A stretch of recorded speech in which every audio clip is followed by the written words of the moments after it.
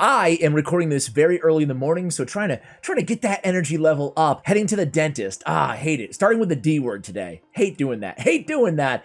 But have my very first root canal. How exciting! By the time you guys are seeing this video, I'm probably in recovery mode. So thought I might have a numbed up mouth, so let's wake up at 5 a.m. and do the video early. Yesterday we covered Ninja. I want to start with the kind of a clarification on Ninja. Today we're going to do a kind of an early game build for Ninja because a lot of players are entering the game, or maybe you've only been playing for a month or two already. And sure, the video I showed yesterday was awesome, but I showed you him in endgame gear, in endgame dungeons. So today we're going to have a build for kind of early game to mid game players, starting out a few months in with Ninja. But before that, man, some people in the comments take it very personally that I was high on this champion, right? I see a lot of people out there judging him poorly, Ninja, that is, right?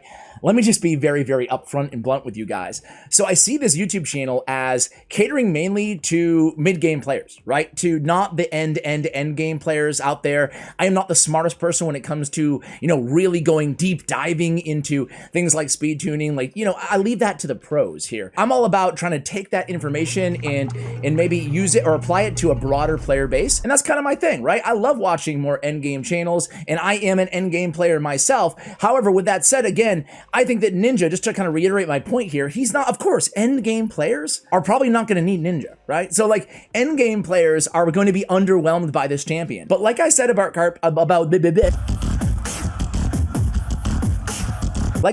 Archmage Helmet, like I said about Silda Drakes, like I said about Vizix after they buffed her, I think that Ninja is going to be great. I mean, imagine starting the game with a guaranteed CC champion on a 4-turn cooldown, a good boss champion, a champion that deals a lot of damage off of this A2 with the perfect veil because it's a little squishy, but the instantly triggering the HP burns leads him to be a very, very solid DPS for your team, a very cool passive and a decreased defense on the A1 with a turn meter fill. He's adding a lot to the table, especially starting out this game with a champion like this. Now, the only bad news on that is he's a legendary. The good news is a free legendary. The bad news is he's a free legendary, meaning that it's going to take a lot of time just to book, to ascend him in, to max him out, especially for those free-to-play players or non-big spenders in the game. However, I do think he's actually worth it. I think that starting out this game with Ninja, with a Kale, with your starting champions, and then kind of building around that is going to help a lot of people out in the game. So that's why I said, the title of yesterday's video was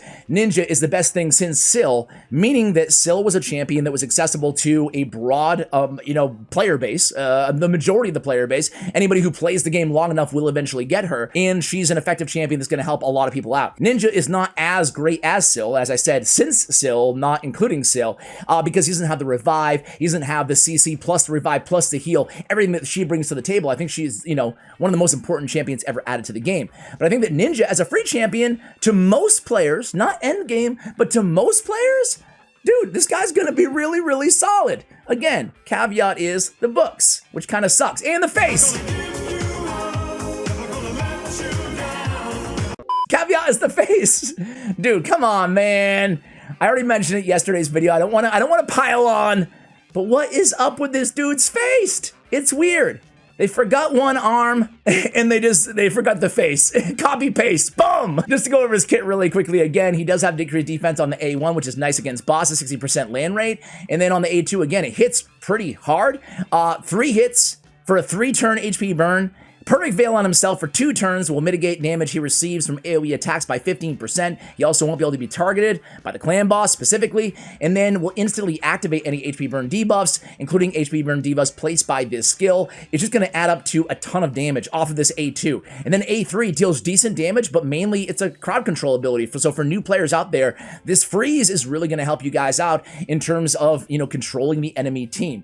So we have an early game build for you guys. I want to focus on early stats to focus on Ninja. I said focus like 18 times in that sentence, but either way, on his passive here, guys, basically, as long as you're attacking the same boss, so against clan boss, against any, boss, or against any mob for that matter, the more, as long as he's using all 3 of his abilities, every time he uses all 3 of his abilities, boom, he gets that uptick in attack and in crit damage. You can see that illustrated on yesterday's video, going against the clan boss, right? Because going against the clan boss, by the end of the battle, he was putting out tons more overall damage per hit than he was at the beginning of the battle. So very, very cool against bosses, and also on his A3 is ignoring some boss defense. For masteries, again, in the early game, would you use 800 gems if you save them up as a free-to-play or a low spender on mastering Ninja?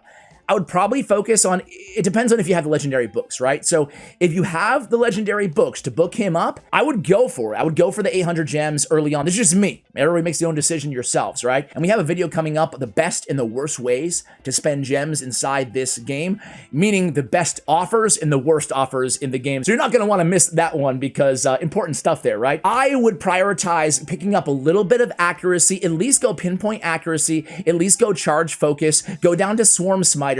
Accuracy is so important, especially in the early game where you don't have a developed great haul yet. You might not have him fully ascended to get that banner on him. We're going to show him today without a banner on him altogether, just in case you don't have one yourselves, and to make up for the fact that we do already have the masteries and the books into this champion. I can't do anything about that, right? So on the offensive tree, again, I just want to start out with deadly precision, get that crit rate, and then go to keen strike and get that crit damage. Next thing is going to be important is to work our way over to opportunist. That's going to be kind of our next priority. And then eventually going down and picking up Helm Smasher for the arena or for dungeon waves. If you're using him mainly as a crowd control for dungeon waves for progression in this game, you want to pick up Helm Smasher. Otherwise, against bosses where he's really good anyway, including Clan Boss, definitely advise you guys eventually go down to War Master Mastery on this champion. So again, if you're mainly using him in arena, in dungeon waves, go ahead and use Helm Smasher. For the majority of early game players, probably going to advise you guys go War Master because you're going to be leaning heavily on this dude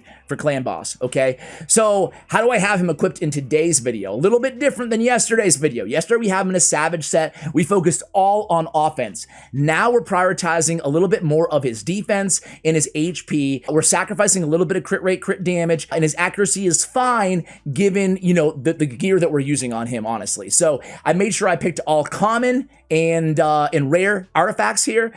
We did have, you know, the weapon not fully leveled up and the shield not fully leveled up, but this is like basically the worst gear that I have on my account at this point, right? I went through and I looked for the worst gear to put on in Ninja. So we do, however, prioritize crit rate and crit damage, but I'm looking for crit rate as a substats on all of my artifacts if I can, right? So lifesteal is a set that we have him in today. Again, crit rate and accuracy is what I am looking for. Crit rate, and more critical rate. And then we have, we have speed boots, which I would strongly advise you all guys all go with, speed boots on Ninja. Crit rate there. We have HP percentage on the chest, and we have accuracy and more crit rate. And then all that crit rate, what does it allow us to do? It allows us to put crit damage onto his gauntlets. Now, you might be looking at this video, looking at these artifacts and saying, dude, I do not have that much crit rate on my substats. It's okay. Just go critical rate on the gauntlets instead. But a major upgrade, not just for Ninja, but for all your nukers when playing this game, is you're going to try to transition your nukers, or any champion that deals a lot of damage, right? Even if it's not a traditional nuker, right? A crowd control or a support that has like strong AoEs, defense-based with strong AoEs, you're going to want to eventually, as you kind of progress through this game, get them out of those crit rate percentage gauntlets and go to crit damage. And to do that, you're going to want to find that crit rate in the substats of the other artifacts to make up for it. You want to get that 100% crit rate, which we're actually a little bit short of in today's video. Shame on me, as always. Crit damage we have still on the amulet. Still want that crit damage, but if he dies a lot, don't be afraid to go defense on the amulet, and don't be afraid to go defense on the ring. I found this nice ring here with defense and attack percentage. The reason that we're prioritizing HP on the chest and defense on the accessories here is because we want him to be able to survive, and his defense is pretty low at 947. So his HP is a little bit higher. So we're getting the percentage play off of the HP, and then we're getting flat stats on the accessories off of the defense because, you know, we're not really too worried about the scaling of those stats. So again, total stats here are as follows. On the banner, once you unlock him, once you fully ascend Ninja, you can use him 5-star as well. You know, great crowd control champion as you're kind of building him up.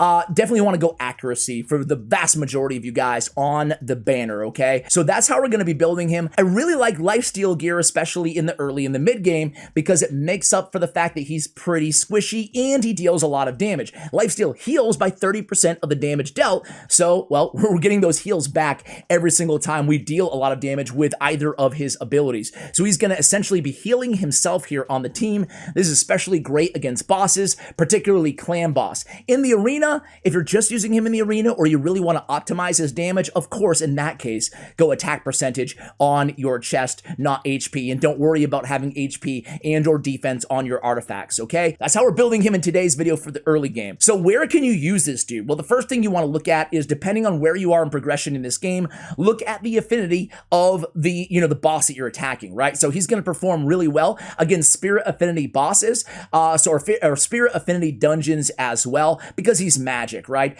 Force affinity, he's not going to be the best at, he's not going to be consistently landing that freeze against the waves, and he will be scoring weak hits against bosses, not to mention the HP burn as well. So first thing you want to look at is the affinity. He's going to be a viable nuker / crowd control and boss kind of DPS on any boss who's spirit affinity pretty much in every dungeon, with maybe the exception of Fire Knight, because Fire Knight, I mean, you can use him, but he only has a single hit on his A1. He's not helping you with the shield. He's really not a Fire Knight specialist inside this game. In Doom Tower especially, strongly advise you consider him on the Frost Spider. We showed that in yesterday's video. Other bosses just kind of average, maybe a little bit above average or below average, depending on the boss.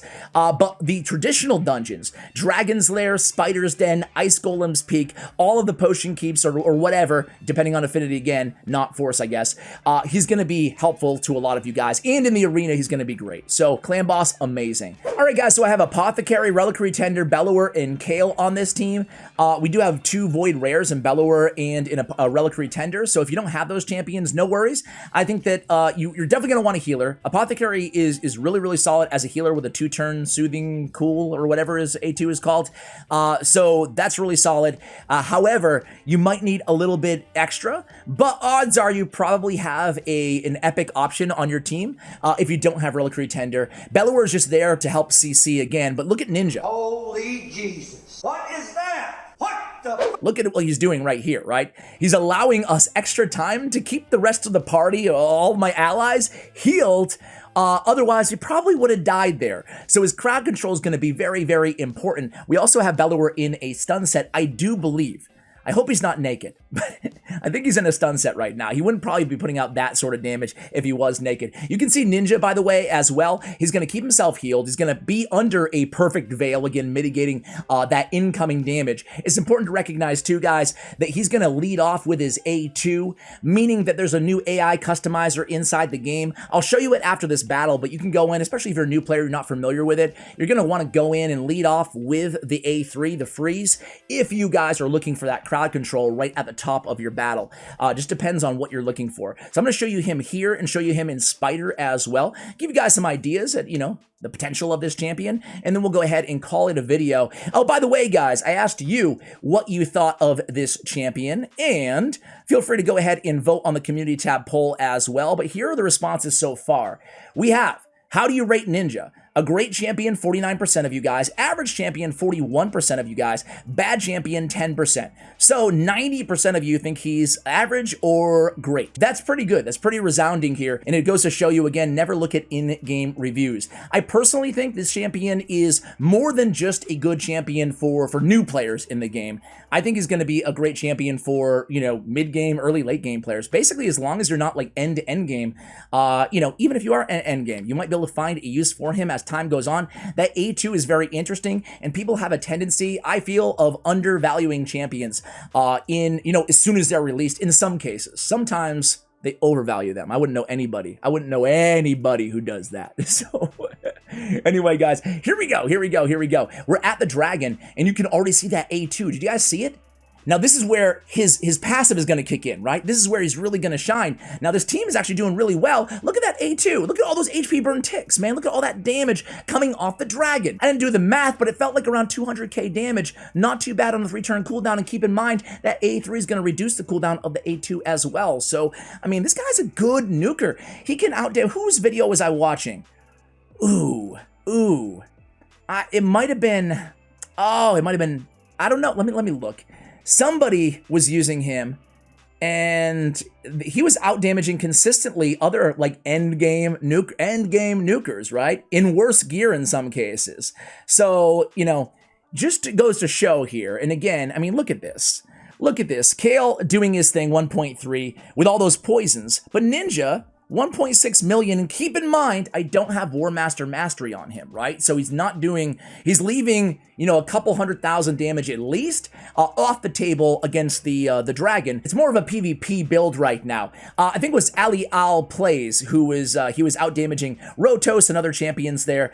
I think he's gonna be a solid. Not to mention the crowd control, right? So let's go ahead and show him in Spider's Den as well. Let me make a team. I'll be right back. All right, guys. So moving into the Spider's Den, gonna be very, very good champion for that because of the HP burn. But just keep in mind here, guys, he's going to auto into the HP burn, which is actually good for the Spider, right? And he's gonna be putting that Perfect Veil on himself. Perfect Veil is great for Spider because the Spiderlings will not be targeting him or attacking him 2 out of every 3 rounds, depending on speed, of course. The HP burn is gonna be very effective. It's gonna be great against the Spider. However, keep in mind on the A3, he will not be doing an AoE freeze against the Spiderlings. He will be defaulting to the targeting the Spider herself, and the freeze will be useless. It won't be happening. So keep that in mind here. He's not a good CC option for the Spider, but he's a good HP burn damage dealer. So we're going to have this team built around him, a healer, an apothecary. We're going to have another healer and stun in Still the Drakes, and Bellower in a stun set. So this, I think this team should take around 5 minutes or so. But again, you have to have a little bit of CC on the team with him, because again, he is not freezing the Spiderlings on Spider. But guys, let's go ahead and cut to the end here. Let's just see how it works here. Boom, boom, boom. HP burn is placed. That will spread, and that will start doing some damage to the Spider. So it's going to be a great option for you guys. You can see all the ticks already going off the Spider Mother. She will heal herself up, and it will take a while here. But again, it's going to be a dependable and effective strategy, no matter what level, you know, provided it's not force, that you're going against the Spider. And Spider is one of the most important, you know, bosses to develop a really good team for, because not only are you getting all your accessories there, but you're getting most of your silver from Spider's Den as well by selling those accessories. All right, guys, so there it is. Ninja 13 million damage, obviously with all that HP burn. And again, we had the double stun on the team with him. It's not a very fast team here. Obviously, you'd be better off with a champion like Mordecai, depending on the affinity, of course. But guys, overall, Ninja, a very dependable free champion, you know, if you can upgrade him to a lot of players out there. I hope this gave you a good kind of more basic understanding of the champion from a beginner or an intermediary perspective in the game. Thank you so much for watching until the end of the video, and as always, take care, guys.